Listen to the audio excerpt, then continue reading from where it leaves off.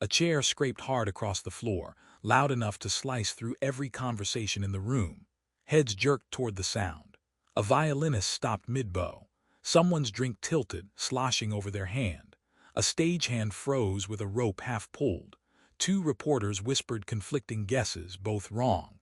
The door behind them stayed open a second too long, letting cold air crawl across the floorboards. Chaplin turned at the noise, only halfway at first, his fingers pausing on the cuff of his sleeve. His posture tightened, just enough for the nearest man to stop speaking. The crowd adjusted unevenly, like they were all waiting for someone else to explain what had just entered the room. On the far side, a child's body sagged in the arms of a stranger, not dropped, not carried cleanly, just sagged. The stranger cleared his throat once, sharp, like he was calling out a name he wasn't supposed to say here. Several guests stepped back. One stepped forward, then instantly corrected himself. Chaplin's eyes locked on the pair. No blink, no movement, just a stillness he hadn't shown all night, like he recognized something in the way the child's hand hung. Someone whispered, "Not again," and immediately pretended they hadn't said anything. And in that suspended silence, one question hit the room harder than the chair. Why did that collapsing child make Charlie Chaplin stop, as if he already knew them? If this story reached you, where are you watching from? Drop your city below, and let's see how far legends still travel. A low electrical hum pressed against the walls, steady at first, then dipping half a note before climbing back as if correcting itself. One of the overhead bulbs flickered once, not enough to draw attention, but enough to leave a brief afterimage when it stabilized. A stack of programs on the side table shifted a fraction of an inch as the air vent clicked on, stayed running too long, then cut out mid-cycle. A curtain edge near the stage moved slightly, even though no one passed by. On the back wall, a framed photograph hung just off-level, the right corner lower than the left, though no one had bothered to straighten it. A cart loaded with folded linens rolled uneven, one wheel catching every few feet, nudging the metal frame with soft taps that sounded irregular, almost hesitant. Footsteps approached down the hallway, grew louder, then faded as if the walker changed direction at the last moment. A microphone stand gave a short, unplanned squeal when a stagehand brushed against its base, then stood perfectly still again. Another vent clicked on, clicked off, then on again with a short mechanical cough before settling. People tried to move through this space like everything was routine. A man in a dark jacket adjusted his sleeve, then, realizing it sat fine, adjusted the other sleeve anyway. A woman reviewing notes traced the same line with her finger twice, then a third time, even though she had already turned the page. Near the doorway, two ushers walked toward each other, both stepping aside at the same time, then stepping back again in the exact same moment, forcing them into an accidental mirrored pause. Someone cleared their throat too sharply, catching a few glances, then pretended to read a schedule to cover it. A reporter began asking a question, stopped after the first three words, and waved the rest away as if she had simply forgotten the phrasing. A young assistant reached into his pocket for a pen, pulled out a key instead, returned it without acknowledging the mistake, then retrieved the same key again seconds later as if repeating the error might make it go unnoticed. Close to the center of the room, a musician lifted his instrument, set his fingers, then froze for a heartbeat before playing a note that wavered faintly at the end. Another guest's breathing came shallow, then steadied, then grew deliberately slow, like he was matching someone else's rhythm without meaning to. A camera operator forced a half-smile toward a coworker, but it collapsed the moment she looked away, leaving his jaw set at an odd angle. When a stack of papers settled with a late, soft shuffle, several heads turned, delayed by 2 beats, as though hearing the noise a moment after it happened. Near the far wall stood the stakes character, a quiet presence, slightly separated from the others. Their fingers pressed into the fabric of a folded handkerchief, gripping just tightly enough to leave faint creases. When someone brushed past, they blinked slower than the rest of the room, the kind of blink that paused briefly before opening again. Their other hand rose halfway to adjust a button on their coat, hovered in place, then decided against the motion. When they tried to sit, they paused with the chair only halfway pulled out, reconsidered, then pushed it in without lowering themselves. Their breathing hitched once, barely noticeable, then continued with careful, measured steadiness. They held a small object, a worn piece of cloth tucked partly into their palm, thumb brushing its frayed edge. When their name was called from across the room, they glanced toward the source, but their eyes stopped a fraction short, landing not on the person but on the doorway beside them. Their shoulders shifted slightly, weight transferring as if preparing to move, then settling back into place when no one else reacted. A sleeve button slipped from their fingers twice before they aligned it correctly. They lifted their gaze toward the stage lights, but only after a moment of hesitation, like they needed to confirm something before looking fully. Across the room, small clues tightened the space. An unopened envelope rested on a table where no mail should be, edges crisp, addressed side down. A door on the far right remained closed, yet people kept glancing at it with the same distracted timing, as though expecting a sound from behind it. A staff member paused mid-step near the curtains, shoes squeaking once before he chose a different path without explanation. Near the refreshment cart, a pair of water glasses sat placed too neatly, symmetrical, untouched, their alignment too precise to be accidental.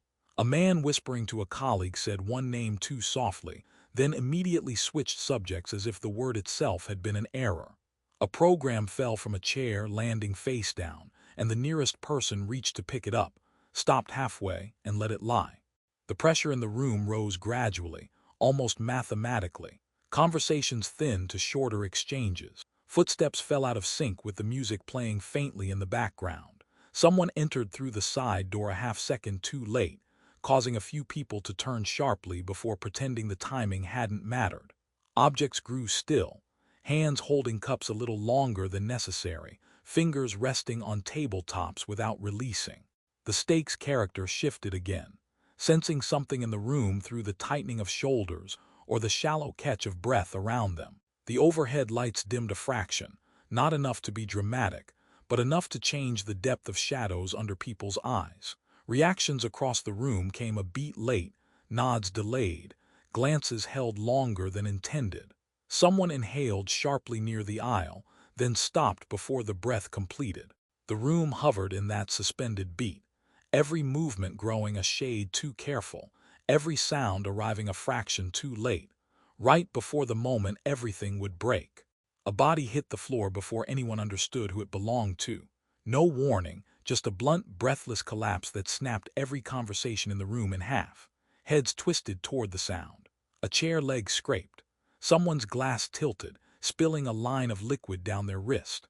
A violinist froze mid-note, bow hanging in the air.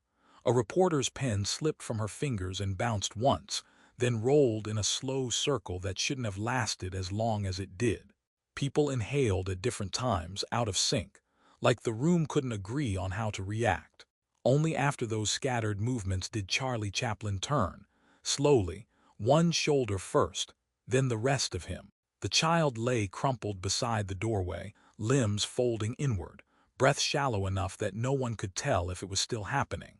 The man who had been holding them moments before stood over the body, hands lifted uselessly, fingers twitching as if still gripping weight that was no longer there. A stagehand stepped forward, then stopped mid-step when another person moved at the same time. A program slipped from someone's lap. A woman whispered, "Is that?" and never reached the second word. The room stalled, the air caught between breaths, waiting for someone else to break the stillness. Chaplin's foot shifted, not toward the child, not away, just shifted, like his body wasn't sure which direction gravity expected from him. Another sound cracked the silence, a tray clattering against a table as a server set it down too fast. Several people flinched. One man muttered an apology to no one specific. Someone near the back said, "Wait," and then shook his head, abandoning the rest of the sentence. A woman pressed her hand against her chest, not firmly, just enough to feel something steady beneath her palm. The child made a faint, rasping exhale. A nurse moved in, but her hand hovered above the small body, fingers trembling, then pulled back as though expecting someone else to give permission. A second nurse stepped forward, then retreated instantly when her shoes squeaked, drawing attention she didn't want. Chaplin finally walked toward the collapsed child. He didn't hurry, he didn't hesitate. He moved in a straight line, each step placed with an exactness that left people shifting out of his path without needing to be asked. A man tried to speak, "Sir, maybe," but Chaplin didn't look at him. The man lowered his hand and backed into a seat, hair bumping it loud enough that several guests startled. Another tension spike rippled through the room when someone near the door accidentally shut it halfway, creating a hollow thud that echoed longer than it should have. Someone gasped. A woman covered her mouth too late. A journalist fumbled with her camera strap, then abandoned the attempt completely, hands dropping to her sides. Chaplin knelt beside the child. His fingers hovered first, inches above the small frame, not touching, almost measuring distance. Then his hand lowered, settling lightly on the child's shoulder. The child's head rolled slightly toward him, mouth opening just enough to pull in a thin line of air. A man leaning in the doorway whispered, "Medic," but it came out too soft and too late. Another person raised their hand as if to call someone, then lowered it again when no one else moved. Someone else stepped forward, took a breath to speak, lost it and stepped back. Then came another spike, a glass slipping from a server's grasp and shattering across the floor. Everyone turned toward it, delayed by a beat. A woman flinched so hard she knocked over a chair. A man bent to help her, then straightened halfway when he realized she wasn't falling. A staff member muttered apologies while collecting shards, fingers shaking. Chaplin lifted the child gently. The body was lighter than expected. Several people winced at how easily it rose. The child coughed once, weak and dry. Someone whispered, "Don't move them," but the voice came from the wrong direction, and no one turned to identify it. Workers parted instinctively as Chaplin stood with the child cradled against his chest. The child's hand twitched, brushing the lapel of Chaplin's coat. Chaplin paused, only for a second, but enough for those nearest to notice. A reporter clicked her pen twice, one click intentional, the second nervous. A man reached out as though to assist, then withdrew his hand the moment Chaplin shifted the child's weight. Another spike broke the rhythm. A door at the side slammed from a gust in the hallway. Several people jolted. A technician muttered, "Sorry," though he hadn't touched it. A woman whispered the child's name, incorrectly, then corrected herself under her breath, flustered. The nurse who had hesitated earlier stepped forward again, this time with purpose. But as she lifted her hands, her voice caught, and she simply nodded at Chaplin instead of giving direction. Another nurse began to say something about a stretcher, then lost her sentence halfway and turned toward the hallway, forgetting why she'd moved. Chaplin's eyes stayed on the child's face. The child's breathing grew uneven, each inhale shorter than the last. The crowd tightened around them, forming a ring that didn't seem intentional. A man adjusted his tie twice, then stopped when he realized no one else was moving. Someone dropped a pen. A woman bumped into a stand and whispered sorry to the equipment. Then, the turning point. A staff member pushed through the crowd carrying a folded blanket. He reached Chaplin, unfolded it halfway, then froze when he saw the child's face clearly. He whispered one quiet line that shouldn't have belonged to him. "Not this one again." The words weren't loud, but everyone heard them. A woman's breath snagged. A man stepped backward so quickly he struck another guest. Someone else stepped forward, eyes wide, then halted when they realized they'd moved without thinking. The main nurse looked sharply at the staff member, then away, then back again. Chaplin stiffened, the change only visible in the way his fingers tightened along the cloth of the child's shirt. The child's hand slipped from Chaplin's coat, falling limp against his arm. Around them the room fractured. One person whispered, "What does he mean?" Another looked toward the side door as if expecting someone to enter. A cameraman raised his equipment, then lowered it immediately when Chaplin's head turned an inch in his direction. A man brushed past the wall so closely his jacket caught a nail, tearing a small thread he didn't notice. A woman lifted a question onto her tongue, then swallowed it. The staff member who had spoken took a step back, face tightening, then stepped forward again as if unsure which direction he was supposed to move. A server set down her tray two hard, rattling cups. A child in the audience whispered to her mother. Someone else whispered the same line he had said, testing it under their breath. Before anyone could respond, the child's breathing faltered. One inhale, a pause, then another thinner one. Chaplin shifted the child higher against his chest. Another nurse reached out, then pulled her hand back, then offered it again. The aftermath spread like a slow, uneven tremor. People stood frozen, unsure whether to move closer or step away. Someone backed into the wall and stayed there, palms flat against the surface. A man bent to pick up the fallen pen, dropped it again, stared at it, then left it where it was. Two people spoke at the same time, then both stopped, each gesturing for the other to continue.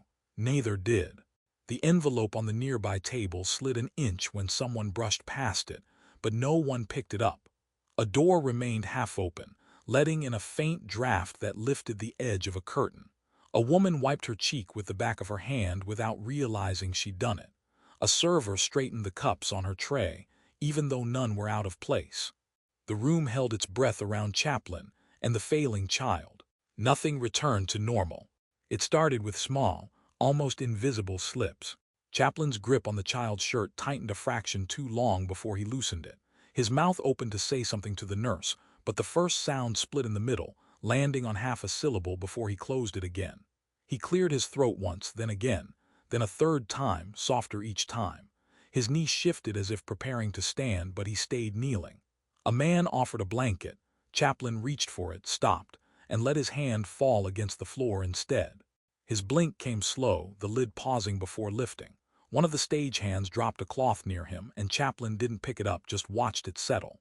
He adjusted the child's position, then immediately adjusted it again in the same way.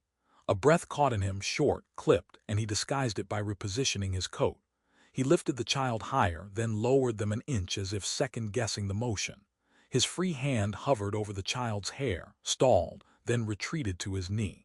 These hairline cracks spread in silence, thin and undeniable. Then came the moment the fracture deepened. Chaplin shifted his weight to stand, but his foot slid slightly, not enough to lose balance, only enough for the movement to falter. He steadied himself on the bench nearby, fingers curling too tightly around the edge before releasing. The blanket the staff member had brought brushed his sleeve, and Chaplin's hand shot toward it, then pulled back sharply as if surprised by the instinct. His shoulders rose with a breath that never finished. His lips parted, the start of a request made, but no sound followed. When he tried again, the word thinned halfway out of his throat and disappeared. He blinked twice in quick succession, then once very slowly. The contrast drew a few unintended glances. He adjusted the same button on his coat he had already fixed. When someone reached toward him, he stepped forward by a fraction, just enough to show movement, then froze, pretending he hadn't taken the step at all. The child's hand slipped across his arm, and Chaplin repositioned them, but the motion came out uneven, a small stutter of hesitation before it steadied. A nurse offered to take the child. Chaplin's hand lifted halfway toward her, hovered in the air, then dropped back to his lap. He looked at the doorway but didn't complete the turn. His chin shifted only a few degrees, as if something had interrupted the motion midstream. Another breath snagged in his chest. Someone whispered his name, and Chaplin answered with a nod that started too early and ended too late, the timing just slightly wrong.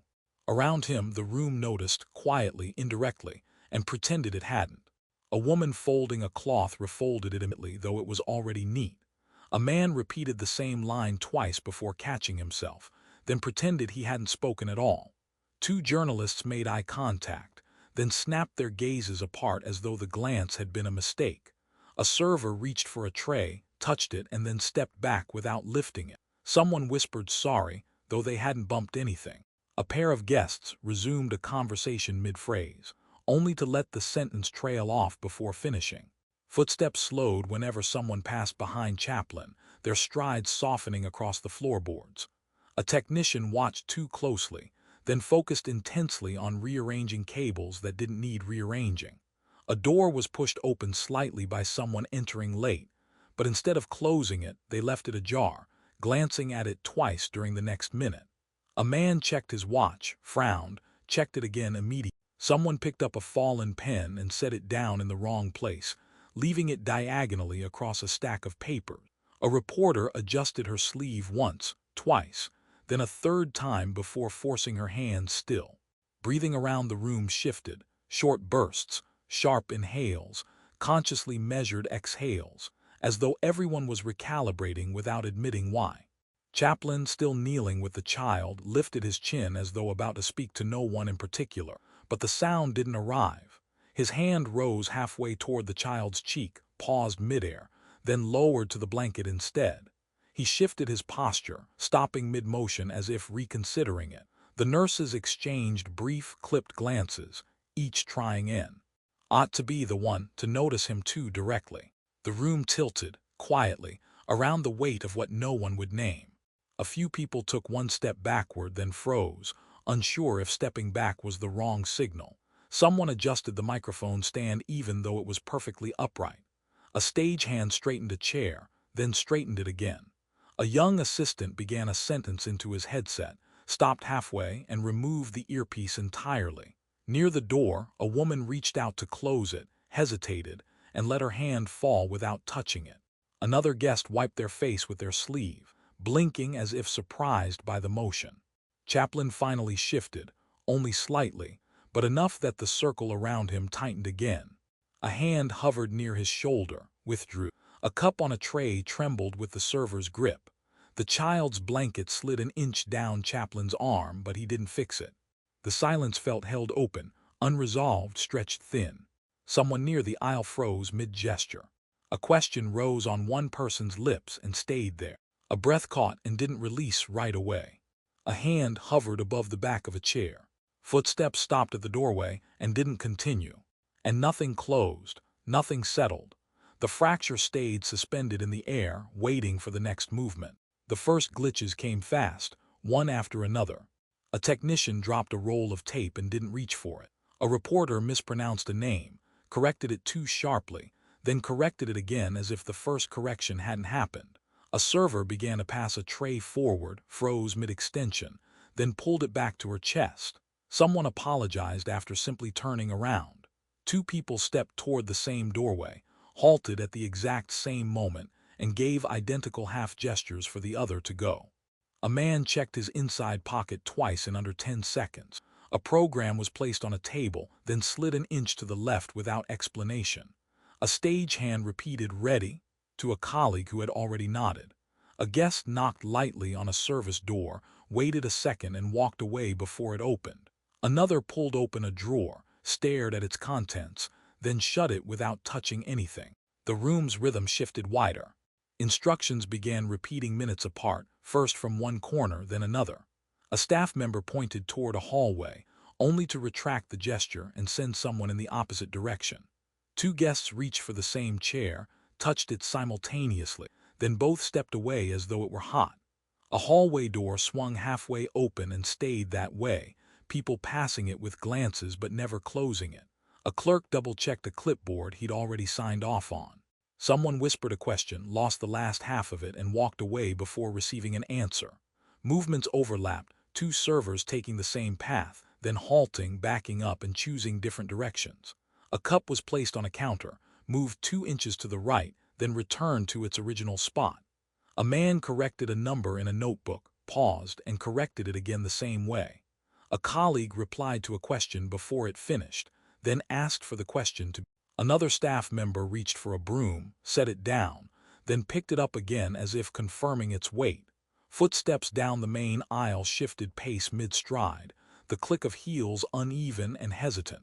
Someone straightened a chair carefully, stepped back to look at it, then nudged it out of alignment again for no clear. The system drifted in slow, expanding circles. Schedules pushed themselves a few minutes late. Tasks stretched twice as long as usual, papers handed over with deliberate movements, keys turned with unneeded caution. Objects didn't land quite where they belonged. A stack of files slightly off-center, a cup rotated the wrong direction, a clipboard lying just past the edge of its designated space. A small meeting gathered late, people slipping in at uneven intervals, no one noting the delay.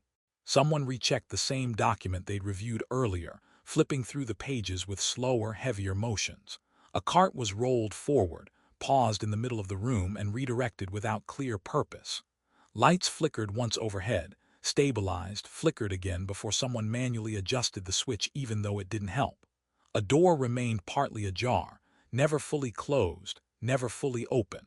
Two workers confirmed the same detail separately, unaware they were duplicating effort.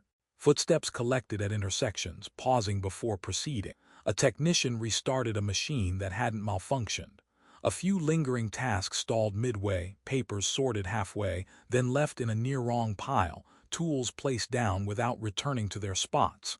Conversations answered a beat late. Questions prompted shorter, clipped responses. The building's rhythm slowed, thickened, shifted uneven. Everything still functioned, just crooked, softer, strained. By the time the drift settled, the collapse had spread to the edges of the room. A clipboard lay exactly where someone dropped it. A gesture toward the stage stopped halfway, the hand suspended in the air before retreating. A side door stayed ajar, its frame catching light from the hallway. A volunteer repeated a simple task, aligning cups, then realigning them, then leaving them uneven.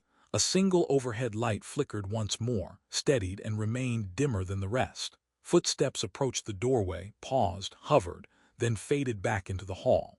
No one said anything. The collapse remained unspoken, hanging in the quiet. The first shifts appeared in how people moved. A man repeated the same greeting twice to someone passing, catching himself only on the second repetition. A woman set her notebook on the table, realized it wasn't her usual spot, and left it there anyway. Someone began to speak, paused half a second too long, then continued with a shorter sentence.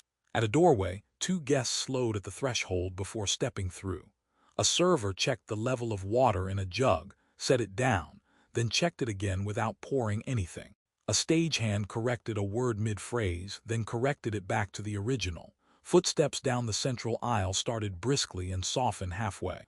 Another worker brushed their sleeve, readjusted it, then tugged at the cuff for no reason.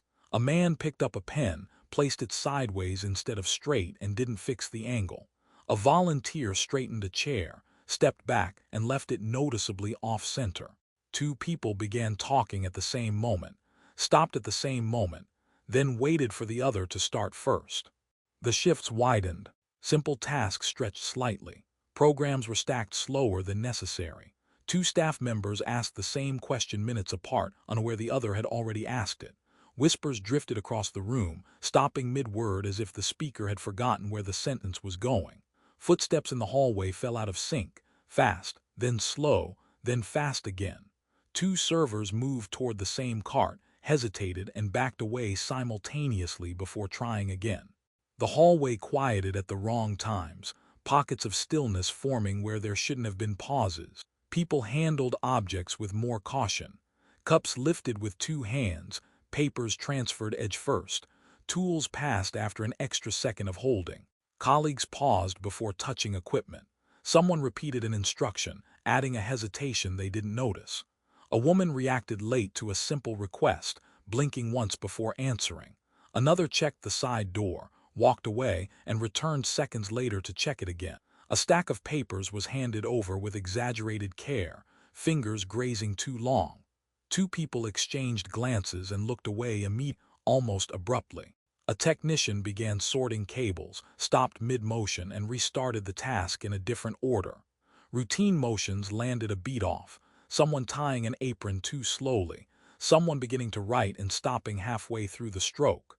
At the edges of the room, staff reached for tasks, abandoned them, and resumed them differently. Systems across the space drifted next. A meeting planned minutes earlier started late without anyone acknowledging the delay. Documents were handed between workers with precise, deliberate movements, corners aligned carefully. A device was restarted even though its screen showed no issue. Schedule boards shifted by 2, then 4 minutes. Phone calls rang longer before someone answered. Two employees checked the same folder one after the other, flipping through identical pages without exchanging a word. Lights were manually adjusted by a technician despite the automatic system already set. No door fully shut, each left open just enough to catch air. Workers slowed mid-task, glancing at tools before using them. A pair of pliers was left slightly out of place, handle sticking past the edge of the drawer. Footsteps paused at hallway intersections before continuing. Cartwheels squeaked once, then rolled normally. The building's tempo dipped, then raised, uneven and compensating. Everything functioned, nothing aligned.